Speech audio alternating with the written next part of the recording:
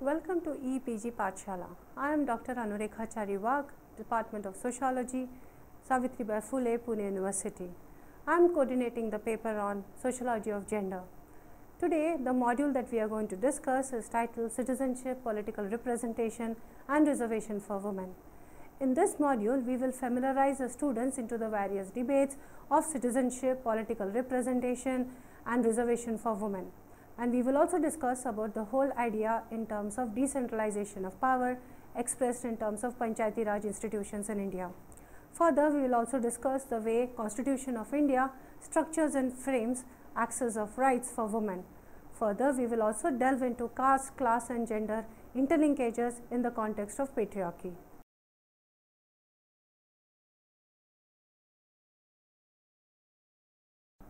Backdrop. Citizenship entails political rights and entitlements which are inalienable to any other individual, either man or woman. These are guaranteed by the supreme sovereign political body, that is the state. These rights, duties and entitlements are primarily political in nature, have their social and economic underpinnings too. Women's political participation and representation entails a wide range of activities, starting from becoming politically aware of their rights and responsibilities, participating in the electoral processes, voting and contesting in elections, and further maturing into emancipation of women. The political empowerment of women is a necessary condition for any kind of political system to function properly and efficiently. As a corollary of the same, it also minimizes the existing gender imbalances in the society. In this regard, initiatives world over have been taken to promote political participation of women in respective countries. In this context, Mary John has argued that securing the participation of women in the institutions of democracy and governance is now an important item on the global agenda. Article 7 of the Committee on the Elimination of Discrimination Against Women (CEDAW), adopted in 1979 by the UN General Assembly, instructs state parties to take all appropriate measures to eliminate discrimination against women in the political and public life of the country. It ensures women on equal terms with men the right to vote in all elections and public referenda and be eligible for election to all publicly elected bodies, to participate in the formulation of the government policy and implementation thereof, and to hold public office and perform all public functions at all levels of government. And C, to participate in non-governmental organizations and associations concerned with public and the political life of the country. Report of the Fourth World Congress on Women, Beijing, 14 to 15 September 1995, states that without the active participation of women and the incorporation of women's perspective at all levels of decision making, the goals of equality, development, peace cannot be achieved, and spells out two important strategic objectives to be achieved. These are: 1. To take measures to ensure women's equal access to and full participation in power structures and decision making, and 2. To increase women's capacity to participate in decision making and leadership. The need for increased political participation has also given due space in Millennium Development Goals, and especially in Goal 3, which speaks of promoting gender equality and empowering women by taking into account proportion of seats held by women in national parliament. Asserting citizenship and political rights, women in colonial India. In India, according to Sen, women's participation in the political life of present-day India dates back to the early 20th century, when organizations such as Women's India Association, National Council of Indian Women, and the All India Women's Conference were formed in 1917, 1926, and 1927 respectively. The struggle for freedom from British rule provided further impetus to the women's emancipation in the pre-independence period, as a gradual transfer of power from the British to Indian hands gave women experience in participating in the democratic process. Mass mobilization and participation of women in the public arena gave birth to a vibrant chain of women activists who soon crossed the boundary of nationalism and seriously focused on women issues. A significant event was the formation of Indian National Congress in 1885 and participation of women in its meetings. The earliest record mentioned delegates like Swaran Kumari Ghoshal, Kadambari Ganguly attending the Indian National Congress meeting. Women along with men protested against the partition of Bengal in 1905. In December 1917, Sarojini Naidu along with other women met Mr. Montagu on the constitutional reform demanding voting rights for Indian women. As a result of conscious efforts by such women, the All India Women's Conference AIWC was formed in 1926 to 27. Among its many agendas, the issue of women's suffrage was a prime one. The Indian National Congress, in its 45th session at Karachi 1931, adopted Fundamental Rights of Citizenship, where it committed itself to women's equality, was largely an outcome of the mass participation of women in the national movement, as well as activities of several women's organizations, notably the AIWC, the WIA, and the NFIW, who had pioneered the first women's movement in India. Consequently, AICC passed a special resolution marking women's contribution in the 1930 Satyagraha. Although the British government turned down the demand for women's franchise in 1931, the Karachi session of the Indian National Congress resolved in favor of women's franchise and representation. During this period, various women's organizations were formed. D. Jinnah Raja Dasa, along with Annie Besant and Margaret Cousins, established the Women's India Association in 1917. Later on, the National Council for Women came to existence in 1925. All India Women's Conference in 1927 focused on women's education and recognized child marriage as root cause of women's status in India. It was the most visible organization along these. Thus, on the whole, women's and the social reform movement of the late 19th and the early 20th century also included political rights to franchise and representation. The Government of India Act of 1935 did provided a wider section of women's right to vote and contest election, but it was still demarcated by various eligibility criteria as literacy, property ownership, or marriage to propertied men. Women's citizenship and political representation in post-independent India. The Constitution of India, through its preamble, fundamental rights, fundamental duties, and directive principles, aims for socio-political empowerment of women. Some of these are equality before law for women, and the state not to discriminate against any citizen on the grounds only of religion, race, caste, sex, place of birth, or any of them. State is to make special provision in favor of women and children. Among others, Article 16 states that there shall be equality of opportunity for all citizens in matters relating to employment or appointment to any office under the state. Section 16(2) further states, no citizen shall, on the grounds of only sex, be ineligible for or discriminated against in respect of any employment or office under the state. Thus, the issue of enhancing women's representation in the legislatures is very much in the line of constitutional provisions.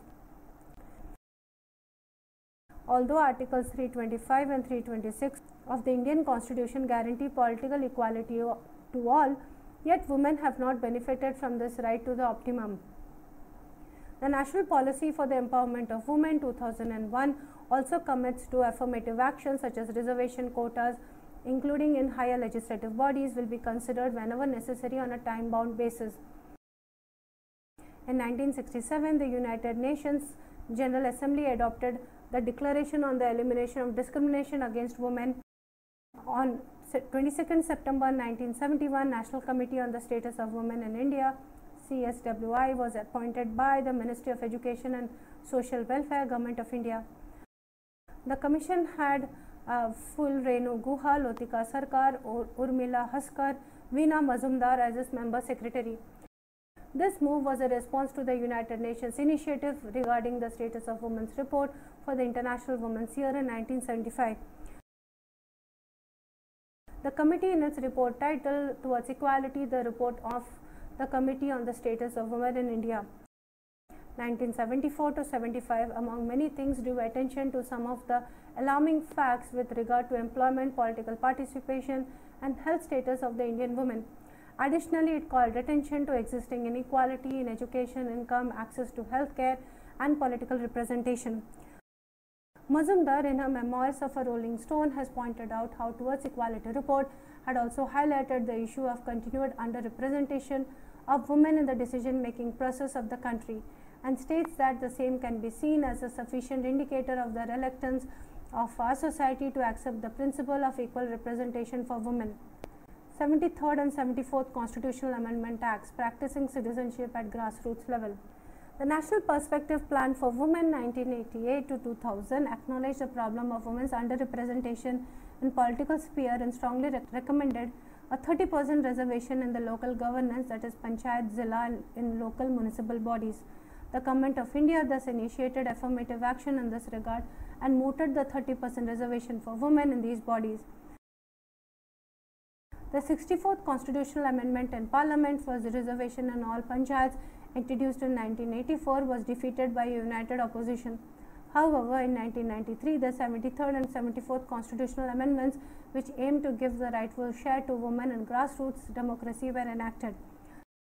The 73rd Constitutional Amendment Act introduced not less than 33% reservation for women in the Panchayati Raj institutions in the rural areas. Similarly, the 74th Constitutional Amendment Act introduced similar reservation for women in Nagarapalika municipalities in towns and urban areas, as a result of which there are about 1 million elected women representatives in panchayats and municipal bodies in India. However, one needs to note that such provision still does not exist at state and central levels. Women's Reservation Bill, a checkered journey. One of the key features of the women's movement in India was a continuous demand of reservation for women in the state legislature and the parliament, as well as the inclusion of women in the political structure and the proportionate electoral participation will not only correct the existing gender gaps in the electoral arena and remove barriers and obstacles confronting them, but also bring gender issues to the forefront, leading to women's empowerment and advancement in the society in the long run. The National Commission for Women, along with several other women's organizations, revived a more systematic struggle for introduction and passing of Women's Reservation Bill in 1995. Several organizations like National Alliance of Women, National Federation of Indian Women, Joint Women's Program, All India Democratic Women's Association, among others, jointly struggled for women's equal political participation. The National Alliance of Women's Political Manifesto, March 1996, included a demand for 33% to 50% allocation of seats at all levels of decision-making bodies, from Gram Panchayat, Nagar Panchayat to the Lok Sabha. Cabinet with priority to women, SCs, STs, OBCs, urban poor and minorities, and 33% to 50% seats in political parties for women, among others. It was more in the line of argument given by Hassan that recognizing women as a disadvantaged group, reservations are necessary to expand equality of opportunity and to make real the formal equality given by the Constitution. The demand for Women's Reservation Bill was again visible in Women's Charter for the 16th Lok Sabha elections 2014.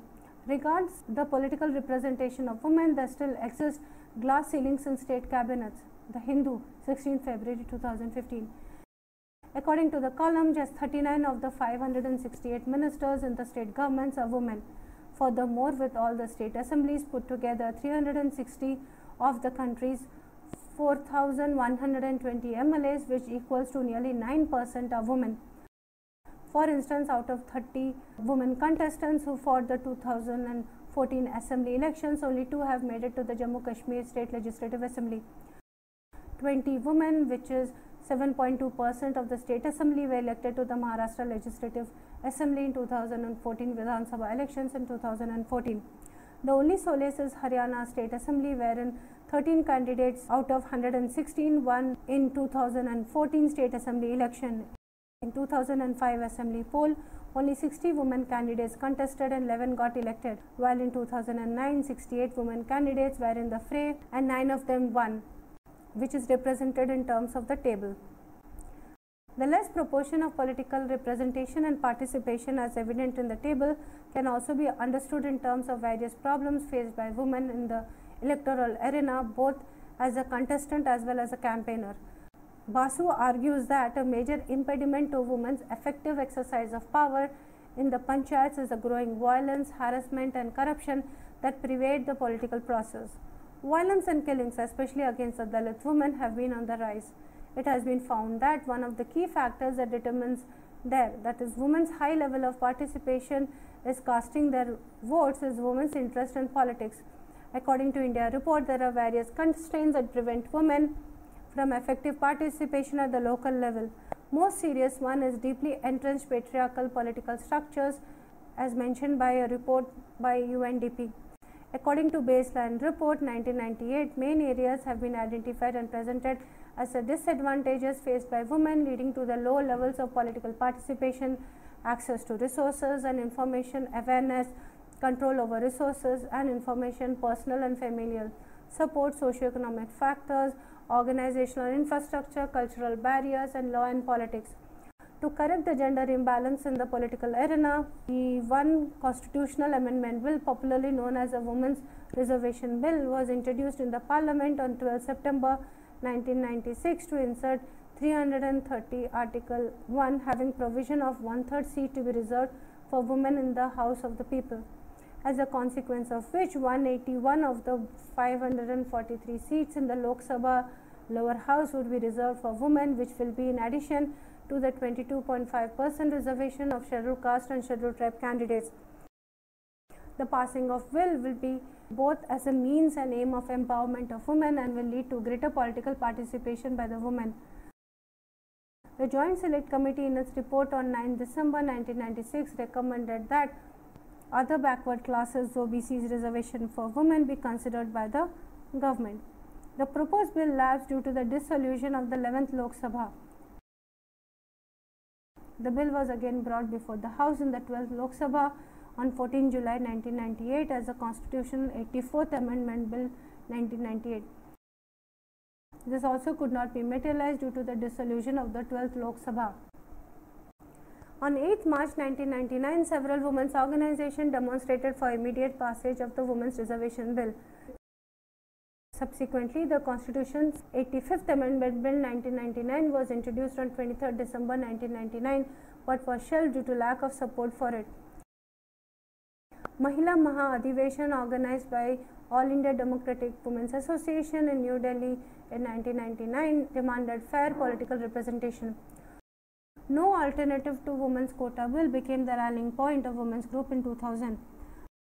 A new front, Joint Action Front for Women, emerged out of the union of 40 women's organizations to further struggle for Women's Reservation Bill. After its reintroduction on 5th May 2003, the passage of Women's Reservation Bill was protested by many opposition political parties such as Rashtriya Janata Dal, Samajwadi Party, Bahujan Samaj Party, and certain sections of the ruling National Democratic Alliance, as it had no provision for reservation on a caste basis for other backward classes.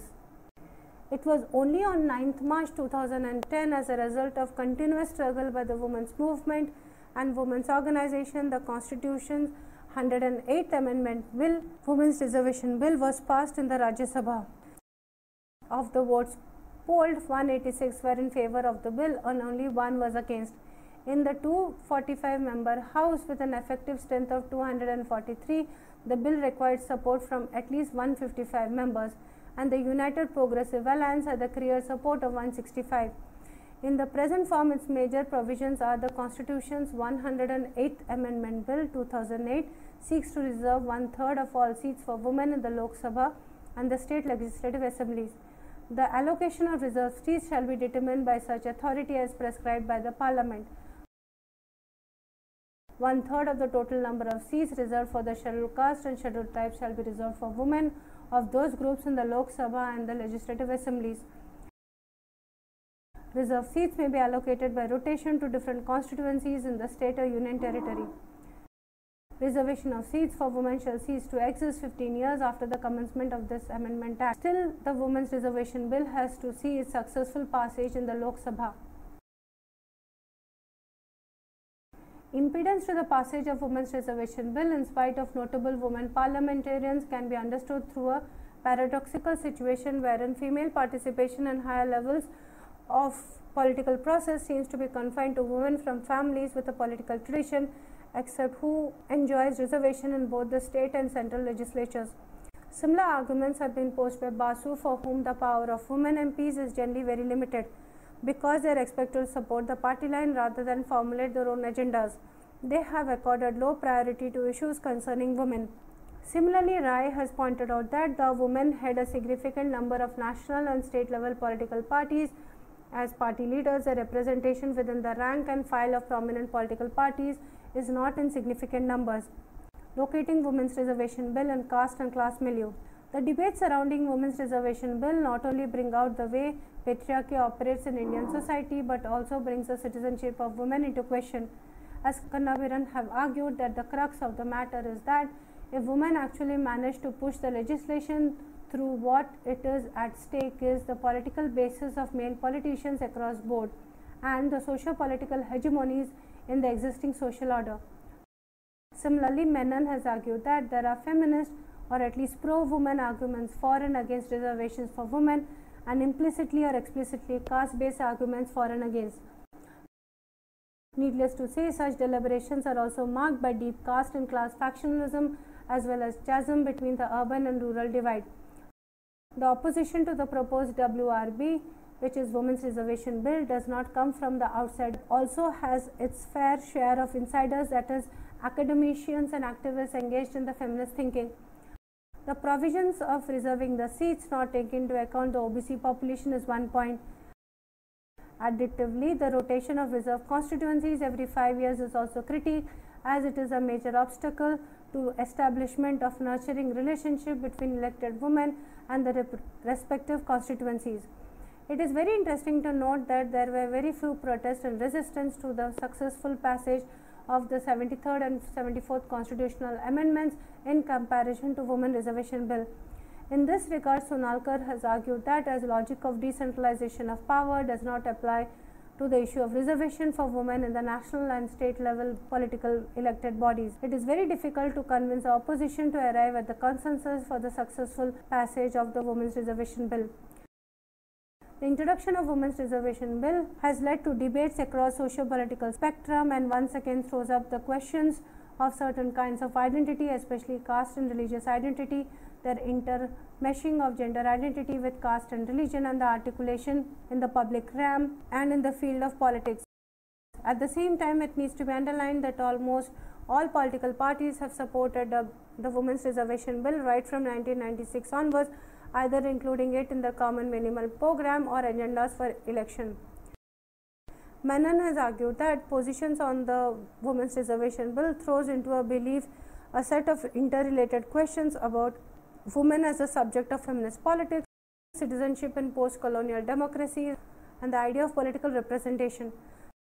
Similarly, a research paper by PRS Legislative Research titled Legislative Brief, The Constitution 108th Amendment Bill 2008 by Kaushiki Sanyal states that the issue of reservation of seats for women in parliament can be examined from three perspectives: whether the policy of reservation for women act as an effective instrument of empowerment, whether alternative methods of increasing representation of women in parliament are feasible, and whether issues in the bill need to be examined.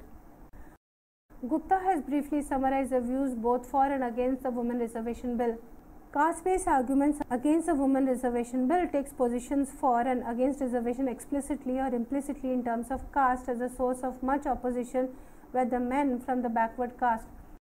The male leaders fear the reservation for women would give many of the seats to upper caste women and called for quotas within quotas, arguing that since women are not homogeneous mass, quotas within quotas could meaningfully include more disadvantaged among women. Quota within quota broadly means sub-reservation for ST, SCs and OBCs and minority communities within the 33% quota. However, the position of quota within quota is seen by Hassan as a politics of competing identities of caste and community and women.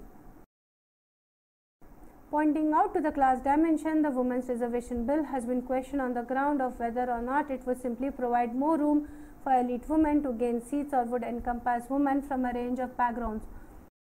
Political leaders, even from supposedly liberal parties and media, have tended to present the debate as one of gender versus caste. For Randall, explanations of the failure to pass the bill point to a number of relevant factors, including the problems of within the quota proposal itself, division and elitism of the women's movement, and the distance between women's politicians and women at large, and the simple reflexes of inconstant patriarchy. Women Reservation Bill barriers and alternatives. In the last 2 or 3 decades, there has been an argument outlining the second democratic upsurge, wherein the huge gap that existed earlier between male and female turnout has been nearly closed now. Similarly, the study done by Kapoor and Ravi also reveals a sharp decline in the gender bias in voting over time across all states, including traditionally backward states. Yet such an upsurge still needs to be translated in women being elected, as the most women continue to lack effective political power in parties and the state. Women access to power is still mediated by the relationship to male kin and is often indirect and symbolic. Parties have done little to provide access to the networks and resources that would enable them to ascend the ranks of party hierarchies. The same argument has been forwarded by Millennium Development Goals India Country Report 2005, wherein it says that although increasingly women have stood for elections and have got elected as members of the state legislative assemblies and parliament, the number of women parliamentarians is not of the expected level. Under the broad rubric of civil and political rights, there has emerged an alternative to Women's Reservation Bill proposed by a Forum of Democratic Reforms. Forum for Democratic Reform terms it as an alternative to the government bill for women's reservation, which Hassan has termed it as pro-woman but against reservation. Some of his provisions are to make it mandatory for every recognized political party to nominate women candidates for election in 1/3 of its constituencies. Each party can choose where it wishes to nominate women candidates, duly taking local political and social factors into account. Among the seats reserved for STs and STs also, 1/3 of the candidates nominated by recognized parties shall be women. In proposing this, Forum argues that in this, any woman candidate will not be seen as a proxy of a political affiliation, rather she will be contesting the election purely on her merit. This will increase her acceptance in the larger body politic. However, the suggestion of amending Representation of People Act (RPA) and making mandatory for political parties to give a fixed percentage of seats for women candidates was refused by several women's organizations, as women candidates might be fielded from defeat-prone and violence-marred constituencies. Another alternative proposed in July 2003 intended to create dual-member constituencies in 1/3 of all electoral districts. In this process, will increase the total number of seats in the parliament by 181. This will result in election of one man, one woman from these particular constituencies. Nani Wadekar argues that the new proposal for converting 1/3 Lok Sabha constituencies into dual-member constituencies, assuring men their existing share of pie, seemingly holds a much-needed promise for resolving the deadlock over women's reservation. The new proposal has yet another advantage, that of increasing the number of representatives without lifting the freeze on delimitation. Additively, the creation of dual-member constituencies will not restrict the choice of voters, as they will have two candidates to vote for. This might lessen the heartburn of the male candidates, as they will not feel being discriminated. However, one of the strong critiques of the system is that given the socio-political setup of Indian society, women candidates may become second fiddle to the male candidates. However, the creation of the dual-member constituencies will take time, as due to the 84th constitutional amendment under the parliament seats has been frozen until 2026. All India Democratic Women's Association, in its memorandum from women's organizations to the Prime Minister on reservation for women in Parliament and legislatures, August 2003, strongly opposed the proposal of double-member constituencies on various grounds. In this module, titled Citizenship, Political Representation and Reservation for Women, we had discussed a basic knowledge of citizenship rights. We also focused on entitlements to citizenship rights. Further, after discussing this whole idea about citizenship rights, we also focused on the interlinkages in terms of political sphere with gender equality. Further, we have also focused on the idea and dynamics of citizenship rights in the context of participation, campaigning, contesting and voting. Thank you.